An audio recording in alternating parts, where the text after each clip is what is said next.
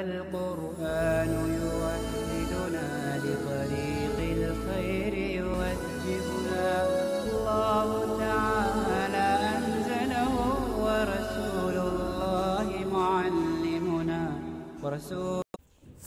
بسم اللہ الرحمن الرحیم۔ آج ہم نحو میر کے سبق نمبر 7 کو پڑھیں گے۔ تو ہمارا آج کا سبق ہے فعل کی علامتوں کے بیان میں۔ اس سے پہلے ہم نے اسم کی علامتوں کو تفصیل کے ساتھ پڑھا تھا۔ تو صاحب کتاب کہتے ہیں وعلامت فعل آس کے قد در اولش باشد۔ فعل کی علامت یہ ہے کہ قد اس کے شروع میں ہو۔ تو یہاں صاحب کتاب نے فعل کی کل 8 علامتوں کو بیان کیا ہے۔ ان 8 علامتوں میں سے پہلی علامت یہ ہے کہ کسی لفظ کے شروع میں اگر قد ہو تو اس بات کی علامت ہے کہ قد کا ما بعد یہ فعل ہے، اسم یا حرف نہیں ہے۔ چون قد ضرب، جیسے کہ قد ضرب، تو یہ قد کا ما بعد ضرب یہ فعل ہے، اور فعل اس وجہ سے ہے کہ اس کے شروع میں قد ہے۔ یا سین باشد، یا کسی لفظ کے شروع میں سین ہو تو یہ بھی اس بات کی علامت ہے کہ سین کا ما بعد فعل ہے۔ چون سیضربو، جیسے کہ سیضربو، تو یضربو یہ فعل ہے، اور فعل اس وجہ سے ہے کہ اس کے شروع میں سین ہے۔ یا سوفا باشد، یا کسی لفظ کے شروع میں سوفا ہو تو یہ بھی اس بات کی علامت ہے کہ سوفا کا ما بعد فعل ہے۔ چون سوف یضربو، تو سوف یضربو میں یضربو یہ فعل ہے، اور فعل اس وجہ سے ہے کہ اس کے شروع میں سوفا ہے۔ یا حرف جزم بود، یا حرف جزم بود، یا حرف جزم ہو۔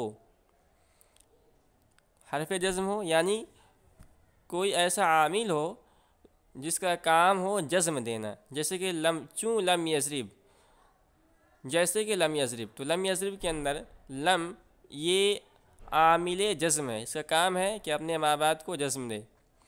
تو یضرب یہ جزم ہے، اور جزم اس لیے ہے کہ اس سے پہلے حرف جزم یعنی لم ہے۔ یا ضمیر مرفوع متصل بدو پیوندد، یا ضمیر مرفوع متصل اس کے ساتھ لگی ہوئی ہو۔ ضمیر مرفوع متصل، ضمائر کا بیان آگے آ رہا ہے، تو ضمائر کی اقسام میں سے ایک ضمیر ہے ضمیر مرفوع متصل۔ تو اگر کسی لفظ کے ساتھ ضمیر مرفوع متصل لگی ہوئی ہے تو یہ بھی اس بات کی علامت ہے کہ وہ فعل ہے۔ چون ضربتو، جیسا کہ ضربتو، تو ضربتو کے اندر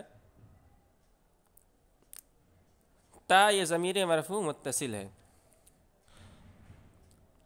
تو یہ اس بات کی علامت ہے کہ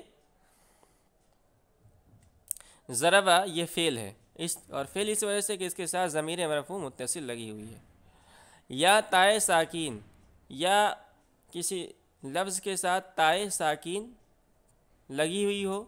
چون ضربت، جیسے کہ ضربت، تو ضربت کے اندر ضربہ یہ فعل ہے، اور فعل اس وجہ سے ہے کہ اس کے ساتھ تائے ساکین لگی ہوئی ہے۔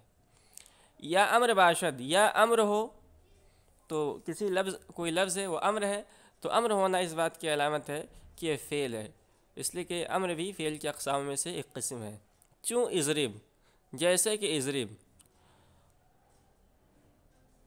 یا نہیں باشد، یا نہیں ہو، چون لا تضرب، جیسے کہ لا تضرب، تو اگر کوئی لفظ فعل نہیں ہے تو یہ بھی اس بات کی علامت ہے کہ یہ فعل ہے، اس لیے کہ نہیں بھی فعل کی اقسام میں سے ایک قسم ہے۔ تو امر کے اندر کسی کام کو کرنے کا حکم دیا جاتا ہے، اور نہیں کے اندر کسی کام سے روکا جاتا ہے، تو اس کو دیکھ کر ہم یہ فیصلہ کریں گے کہ امر ہے یا نہیں ہے۔ تو یہ یہاں فعل کی جو 8 علامتیں ہیں ان کا بیان مکمل ہوا۔ تو ہم نے جانا کہ اسم کی 10 علامتیں ہیں جن کو صاحب کتاب نے بیان کیا ہے، اس کو ہم نے پڑھا۔ فعل کی 8 علامتیں ہیں، اس کو بھی ہم نے پڑھ لیا۔ تو اگر کسی لفظ کے اندر اسم کی علامتوں میں سے کوئی علامت نہیں پائی جا رہی ہے، فعل کی علامتوں میں سے کوئی علامت نہیں پائی جا رہی ہے، تو اس بات کی علامت ہے کہ وہ حرف ہے۔ تو حرف کا الگ سے کوئی علامت نہیں ہے کہ جس کے ذریعے سے پہچان جائے۔ اگر کسی لفظ کے اندر اسم یا فعل کی علامتیں نہیں پائی جا رہی ہے تو اس بات کی علامت ہے کہ وہ حرف ہے، اسم یا فعل نہیں ہے۔